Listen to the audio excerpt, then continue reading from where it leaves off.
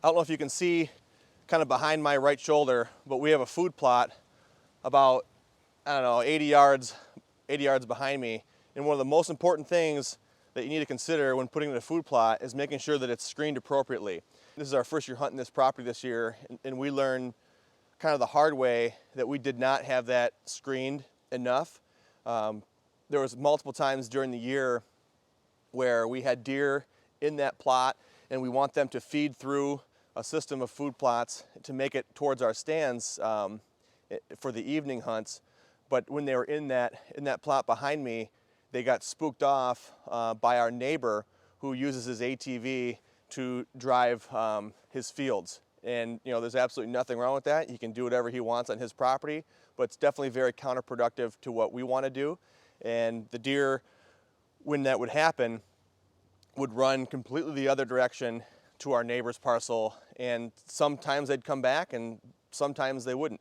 So we need to make sure that we have this screened appropriately so when the deer are in that plot, they feel safe and they feel secure. As you can see behind me, you can see straight to that food plot. And that wasn't the case in the summer. The leaves were all on the trees, the grasses were higher before we had a couple heavy snows, and you couldn't see to that food plot. It seemed like it was screened. And being the first year hunting this property, we kind of wanted to hunt it a year and see what type of improvements we needed to make. We didn't want to do things that we couldn't undo. But after hunting this for 1 year, we can definitely tell we need to screen that food plot better. Seeing how we can see 80 yards behind me, or if you stand in that food plot, you can see straight to the neighbor's field. And I can 100% understand why those deer are getting out of there. They can see him and they can hear him. So the goal today is we're gonna try to put a lot of timber on the ground to kind of create a barrier between this food plot and the neighboring parcel. And that's not only going to help us screen off his activity, but it's also going to help cut down the sight lines for the deer. So instead of the deer being able to walk through the property and stand in one location and see a bunch of the property, now they have to move through, and they have to, like for the bucks during the rut, now they have to move through and they have to actually do a little bit more work when they're searching for those does. But the biggest thing is you want to make sure you can cut down the bigger trees and get the sunlight onto the forest floor. You want to make sure there's all kinds of browse and that the deer can't see. They can't see as far. You don't want those bucks being able to bird dog your property for does. You want to make them work.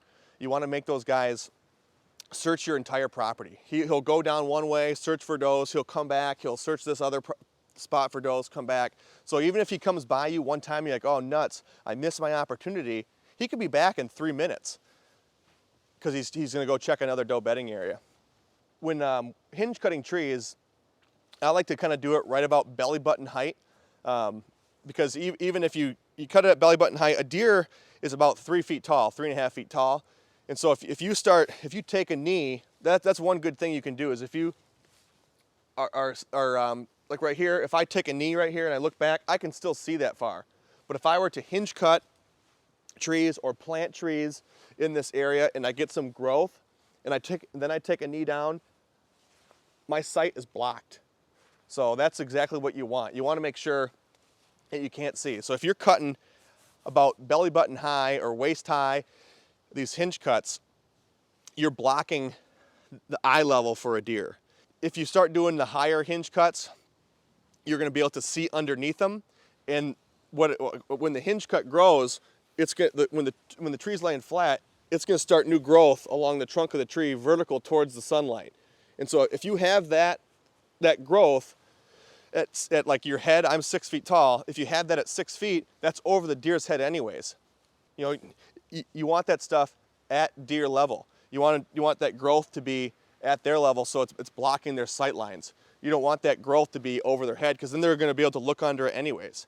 If we cut these hinge cuts at 6 feet tall right here, a deer would still be able to see my neighbor driving by on his ATV. We got to put these things low enough to where it blocks his line of sight. So hopefully that makes sense. If it doesn't make sense, feel free to drop a comment below. Let us know if we missed anything, or let us know if there's anything else you want us to specifically cover. These ATV trails were already here. We didn't create these. Later, we're gonna actually be carving out new trails through some thick brush, so we can make a video on exactly how we're going to do that.